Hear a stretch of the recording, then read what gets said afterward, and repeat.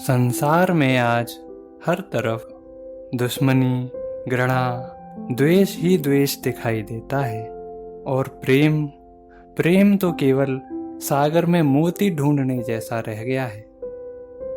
यदि इस संसार में भगवान बुद्ध, महावीर जैसे व्यक्तित्व वाले लोगों का अनुसरण करें, उनकी शिक्षाओं को ग्रहण करें, तो इस संसार से द्वेष, घृणा, दुश्मनी काफ़ी हद तक कम हो सकती है।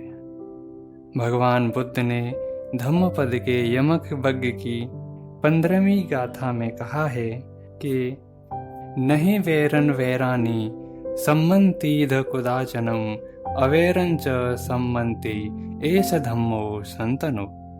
अर्थात वैर से वैर कभी शांत नहीं होता, अवैर से वैर शांत होता है। यही संसार का नियम है, सनातन धर्म है। घृणा का अंत घृणा से नहीं होता, घृणा का अंत होता है प्रेम, दया, करुणा एवं मैत्री से।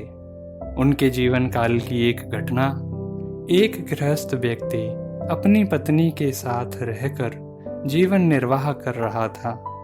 विवाह के कई वर्ष बीतने के बाद उनके घर में किसी संतान का जन्म नहीं हुआ। उनके परिवार वाले उनसे बहुत नाराज रहते थे तथा उसकी पत्नी को बांझ बताकर अपमानित करते थे और तरह तरह से उसे प्रताड़ित भी करते थे। इस समस्या से मुक्ति के लिए उस स्त्री ने अपने पति का विवाह एक दूसरी औरत से करा दिया, पर हृदय से उसे अपनी सौतन का आना अच्छा नहीं लगा। अतः जब वह नई औरत गर्भवती हुई, तब उस औरत ने उसे एक ऐसी दवा दे दी कि उसका गर्भपात हो गया। उसने ऐसा 2 बार किया। तीसरी बार में जब उसने दवा दी, तब उस गर्भवती स्त्री का गर्भपात के साथ ही देहांत हो गया। गर्भवती स्त्री को भी पता चल गया कि यह सब इसके कारण हुआ है। अतः मरते समय उस औरत के मन में बांझ औरत के लिए घृणा और प्रतिशोध का भाव भरा हुआ था। अगले कई जन्मों में भी उन दोनों में दुश्मनी का सिलसिला जारी रहा।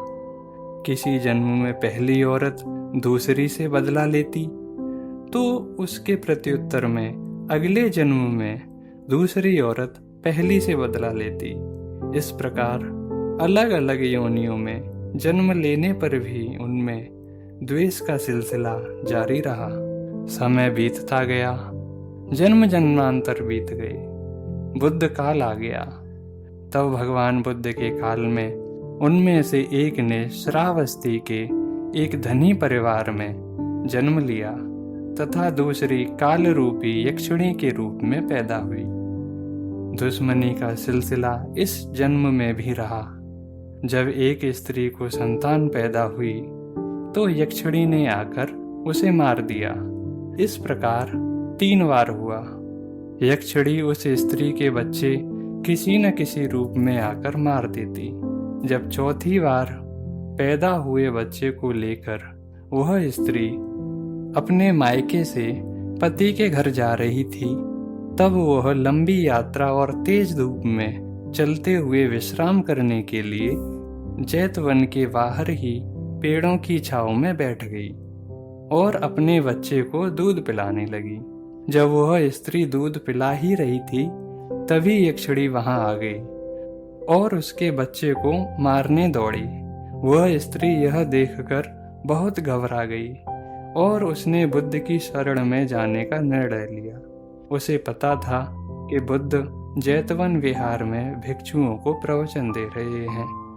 अतः वह प्रवचन के बीच में ही बुद्ध के सामने पहुंच गई और अपने पुत्र को उसने उनके चरणों में रख दिया। उनके चरणों में रखकर अपने पुत्र की रक्षा के लिए प्रार्थना करने लगी। उधर काल यक्षिणी की बौद्ध विहार में बुद्ध के सामने जाने की हिम्मत नहीं हो रही थी। अतः वह उस स्त्री का बाहर ही इंतजार करने लगी। जब भगवान बुद्ध ने अपने बोधि चित्त से पूरे घटनाक्रम को देखा, तो उन्होंने उस यक्षिणी को भी अपने सामने बुला लिया। फिर उन्होंने उन दोनों के पूर्व जन्मों को बताकर उन दोनों को डांटा। भगवान बुद्ध ने वहां उपस्थित सभी लोगों को बताया कि कैसे वे हर जन्म में एक दूसरे से बदला लेती हुई आ रही हैं और किस प्रकार वह घृणा भाव से भरी हुई है। भगवान बुद्ध ने समझाया कि घृणा से घृणा का अंत नहीं होता, बल्कि घृणा से घृणा का बारंबार सृजन होता है। घृणा का अंत केवल दया, करुणा, प्रेम और मैत्री से ही हो सकता है। दोनों ने अपनी गलती स्वीकार की और बुद्ध के उपदेश के बाद उनके बीच का कलह समाप्त हो गया। तब बुद्ध ने महिला को आदेश दिया कि वह अपने पुत्र को यक्षिणी की गोद में दे दे। वह महिला पहले तो हिचकिचाई, पर बाद में बुद्ध के प्रति श्रद्धा विश्वास के कारण उसने अपने पुत्र को उसे दे दिया। यक्षिणी ने भी बड़े प्यार से उस बच्चे को अपनी गोद में लिया और ऐसे दुलार करने लगी मानो वह उसी का ही पुत्र हो। फिर उसने उसकी माँ को वापस कर दिया। तब भगवान बुद्ध ने कहा कि यदि तुम दोनों आज मेरे पास नहीं पहुंचती तो तुम्हारी शत्रुता जन्मों जन्मों तक रहती। भगवान के उपदेश को सुनकर दोनों के बीच की दुश्मनी सदा के लिए समाप्त हो गई। अतः मनुष्य अपने जीवन के अंतिम समय से पहले किसी के प्रति द्वेष, घृणा, दुश्मनी मन से अगर समाप्त कर दे तो उसके अगले जन्मों की यात्रा सुखद बनी रहेगी। किसी के प्रति घृणा का भाव मिटाने के लिए अपने मन को समता भाव में रखना चाहिए, अर्थात हर परिस्थिति में समान रहने का अभ्यास करना चाहिए। तभी घृणा को मन से मिटाया जा सकता है।